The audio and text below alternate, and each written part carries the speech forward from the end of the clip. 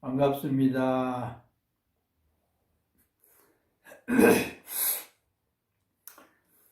천년 고찰 깊은 산중에 살다 보면은 역사가 오래다 보니까 이야기거리도 많습니다.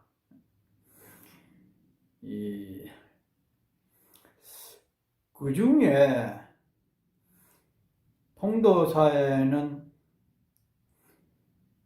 저쪽에 그 영산전하고 극락전 사이에 돌이 하나 큰 게 있었어요.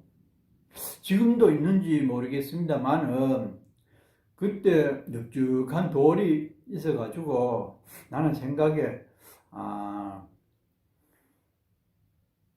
놀러 온 사람들이 다리가 아프면은 거기서 앉아서 쉬었다 가라고 하는가 이렇게 생각만 하고 있다가 어느 날에 어떤 스님에게 물었는지 하여튼 그 돌을 왜 여기 걸리적거리게 여기 돌이 있느냐고 물었어요.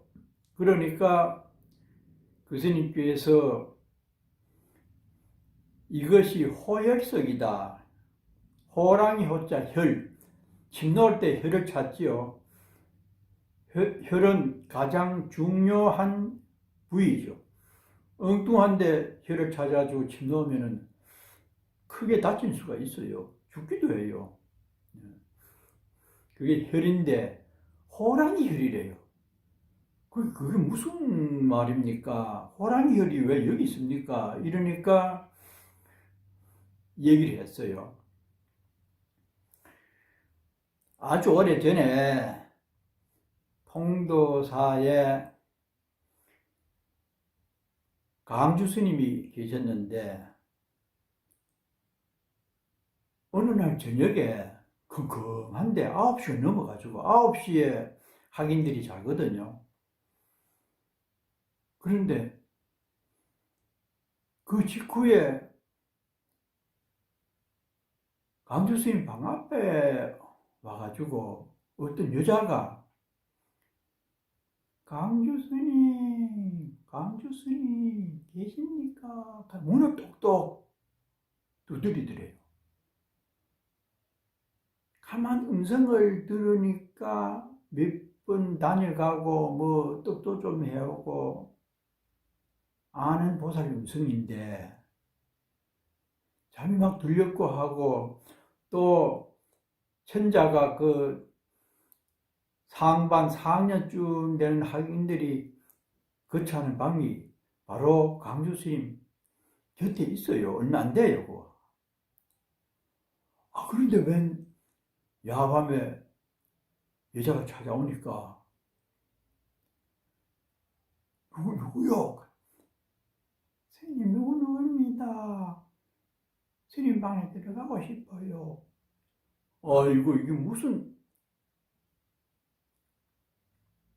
스님이 깜짝 놀래 말도 크게 못하고 무슨 소리냐고 막 문을요 빨리 가라고 학인들이 만일에 그 소리를 듣든지 그 내용을 알면은 큰일 나거든요.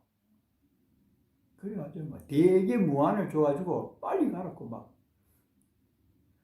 그래서 이 여자는 막 들어올라 해 방에 하룻밤만 스님 곁에서 있고 싶어요.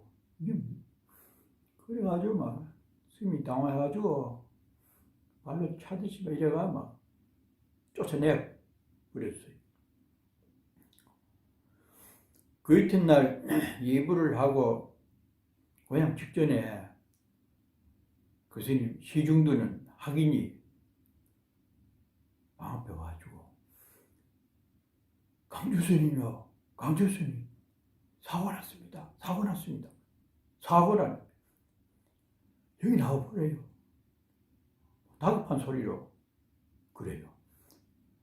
나가 보니까 이 여자가 영광 옆에 목을 매가지고 자살을 했어요. 아이고 세상에 산중에 그것도 여성이 그런 모습을 보였으니까 얼마나 당황했겠어요.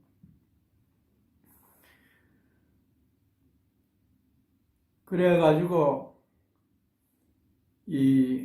그것이 큰 이렇게 문제가 돼서 뒷일을 처리했는데 그런 일이 있고 난 다음에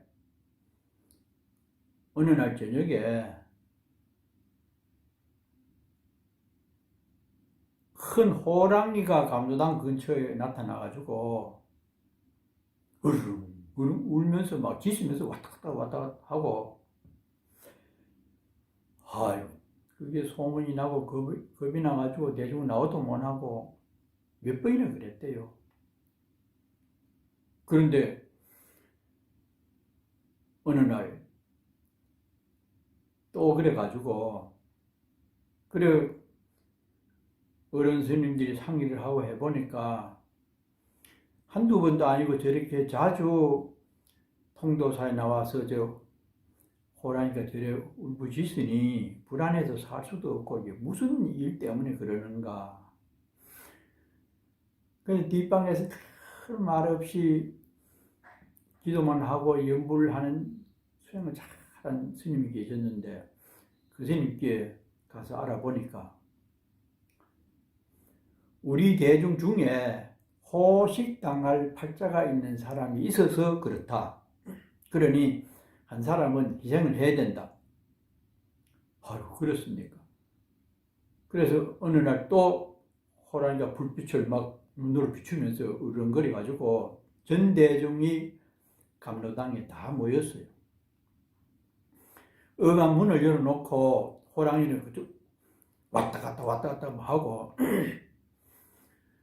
그 큰 스님이 어른 스님부터 윗옷을 벗어가지고 호랑이에게 던져봐라. 그러면은 호랑이가 어떤 반응을 보일 것이다. 그래 합의를 해가지고 겁은 나지만은 뭐 할 수 없이 대중 뜻에 따라서 아주 어른 스님부터 딱 해가지고 호랑이한테 탁 던지니까 호랑이가 냄새도 맡더니 이래가지고 탁 발로 차버리고 발로 차고 전에 그 강주 스님이 그렇게 하니까 이거 두 발로 막 옷을 막 안아가지고 막 물을 뜯으면서 그래서 그 큰 스님이 말을 합니다. 좀 미안한 말입니다만은 스님이 호식을 당해야 우리가 통도사가 편안하겠습니다. 미안합니다. 할 수 없습니다. 그래, 전 대중들이 글 잘 가르치고 하던 스님이 호식을 당해야 된다고 하니까 전에 일도 있었고 해가지고 짐작은 했지만은 승려가 호식당하는 그 모습이 얼마나 처참하겠어요. 전부 강조심 쳐다보니까 어쩔 수 없이 밖에 나가니까 호랑이가 번개처럼 탁 달리 들어가지고 탁 얻고는 쏜살같이 가버렸어요. 그 다음날에 대중이 시신 찾으려고 돌아다녔는데 나중에 보니까 저 배구남이 아마 한 800고지 상당히 높은 곳에 있는데 그 근처에서 시신을 발견했어요. 나중에 보니까 생식기만 없어졌대요.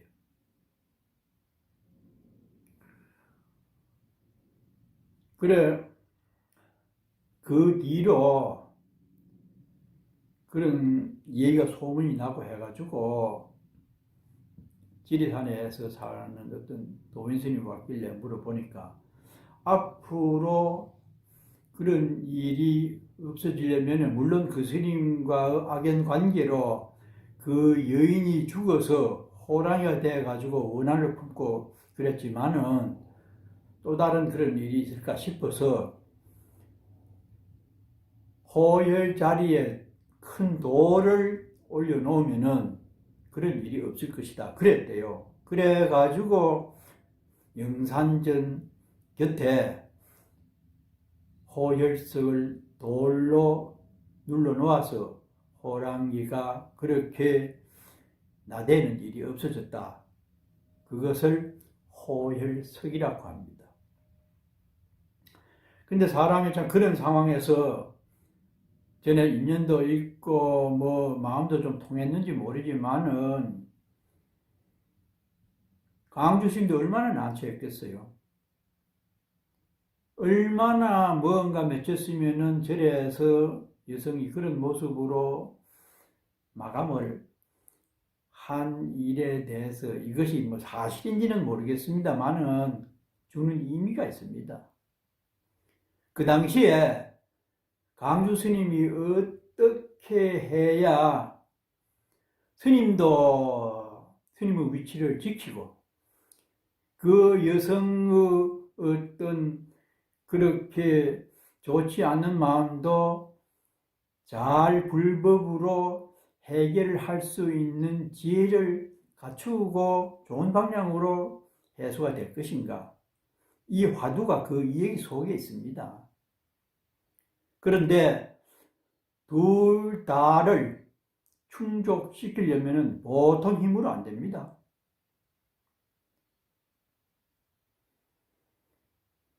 출중한 지혜가 있어야 됩니다. 그러려면은 많은 수행을 해서 우선 내면으로부터 느껴지는 것이 그러한 속된 마음을 정화시킬 수 있을 정도의 힘이 있어야 되고 또 지혜가 있어서 잘 설득을 해서 조화를 시킬 수 있어야 되는데 말이 그렇지 그런 좋지 못한 마음을 내고 저녁에 찾아올 정도의 사람을 순화시키는 것이 참 어려워요.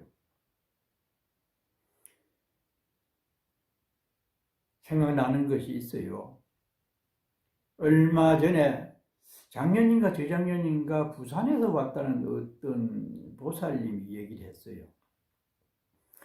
범어사 방장으로 계시는 원효암의 지우 스님의 얘기를 저도 잘 듣고 청년도 몇 번 했었어요. 그 큰 스님은 아마 내가 한국에 있을 때 그 전부터도 들은 것이니까 장좌불화 앉아서 주무시고 눕지 않고 공부한 지가 아마 한 40년, 내가 온 지가 30년이니까 40년 넘었겠네, 그래요. 문경에 있는 관음암이라고 하는 토굴에서 수행을 하시다가 도를 얻어가지고 상주까지 장삼을 입고 춤을 추며 나왔다. 뭐 그거는 조금 보탠 얘기겠습니다만은 내가 젊을 때 그 얘기를 들은 적이 있었어요.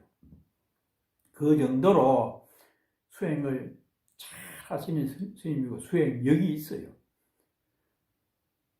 앉아서 자는 게 이게 보통 아닙니다. 보통 정직력 없으면은 그것도 수십 년을 그렇게 선정력에 들어서 밤을 지새고 물론 앉아서 주무신대요. 그래도 선정력 없으면 그래 못합니다. 그러니까 일종씩 하시고 하루 한 끼 점심만 자시고 그래서 어떻게 기도도 좀 하고 공부를 자 했대요. 그 보살 말이 자기가. 그래서 뭔가를 여쭈어보려고 저녁에 그 스님 방에 가서 뭔가 여쭈어보려고 하는데 스님이 딱 앉아가지고 조용하게 눈을 내리감고 딱 선정에 들어 계시더래요. 그 모습을 보는 순간 또 그 분위기 속에서 자신도 모르게 물으려고 하는 말이 쑥 들어가 버리고 자기도 앉아가지고 공부를 좀 했으니까 그 선생님 곁에서 앉아가 있다가 산매에 들어가지고 조용하니까 어느 때 날이 새가지고 햇빛이 산창을 비춰주는 모습을 보면서 날이 밝았구나. 그런데 그렇게 기분이 좋더랍니다. 말 한마디 없이도 상대방의 마음을 깔아앉히면서 순화시켜서 선정력이 이렇게 거룩하다고 하는 모습을 보일 수 있는 분위기와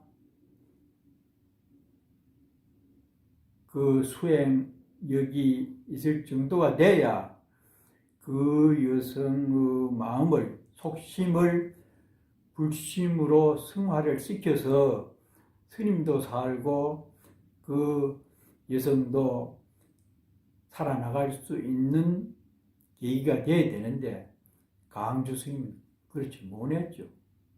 글만 외우고 읽고 가르쳐 주는 이론에 무게를 두었다 보니까 그렇죠.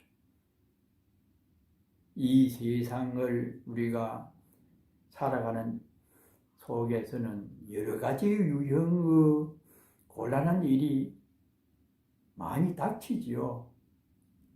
그때마다 부처님의 말씀을 바탕으로 해서 해결하려고 하는 노력과 그에 수반되는 어떤 정진력으로라야 그런 난감한 상황에서 함께 살 수 있는 방안이 나온다. 그런 뜻을 호열석 얘기에서 엿볼 수 있었습니다.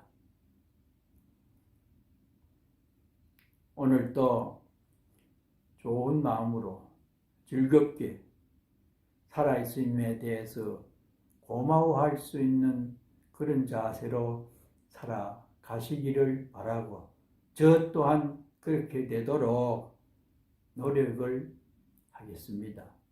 잘들 계십시오.